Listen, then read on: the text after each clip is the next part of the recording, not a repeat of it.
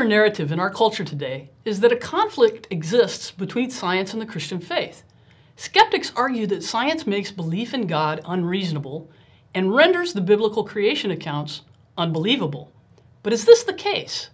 To help me answer this question today, I'm joined by Dr. Eddy Del Rio, a medical doctor and a Christian. Eddy, what would you say to someone who says there's conflict between science and the Christian faith? Well, AJ, it sort of depends on who I'm speaking with and the context that's we're standing in. I have basically a light and medium and kind of heavy answers that I use depending on the situation. Okay, so let's hear your light answer first. Let's say we're in the elevator together and I've just made some kind of comment that these two things are in conflict.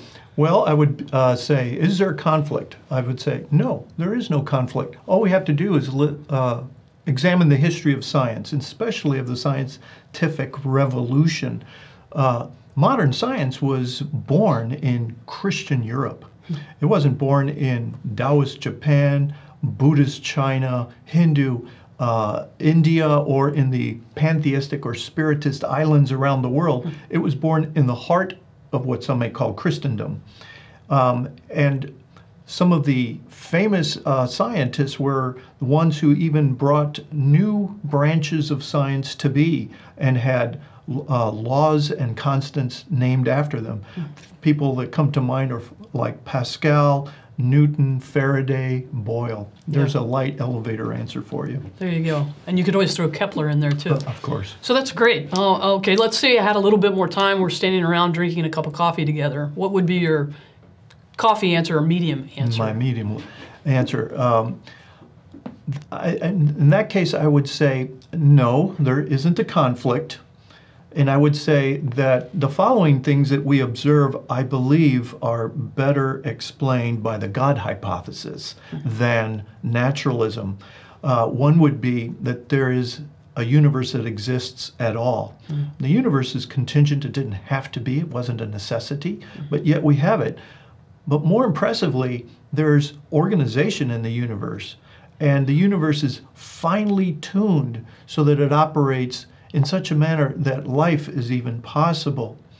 Thirdly, I would say that the existence of life at all is amazing, in that when we think about life at the cellular level, as you very well know, life is about creating and maintaining this equilibrium of substances in order to drive metabolism and other things. And I want to emphasize, create a sequestered and maintain this equilibrium. However, nature is all about seeking equilibrium. And in fact, if this equilibrium happens in a cell, we call it death.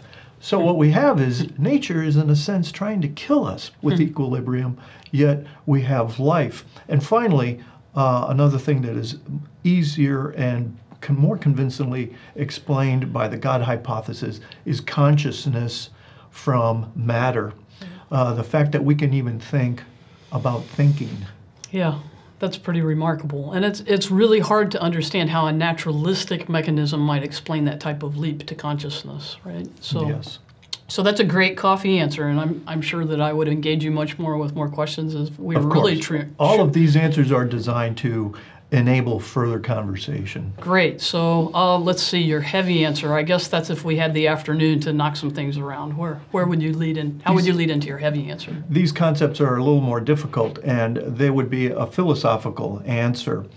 There is a famous Christian theist, analytic philosopher named Alvin Plantinga, and he actually wrote a book that answers the very question you asked me. And the title of the book is Where the Conflict Lies: Science, Religion, Naturalism.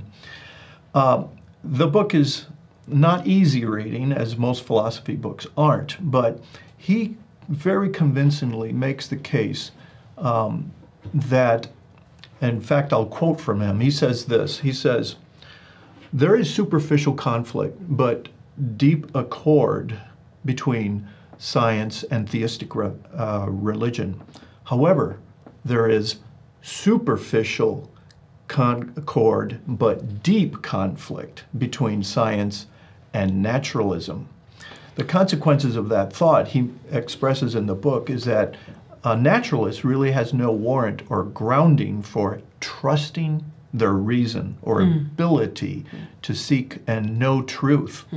He makes the case that there's nothing in naturalism that requires us to think true thoughts.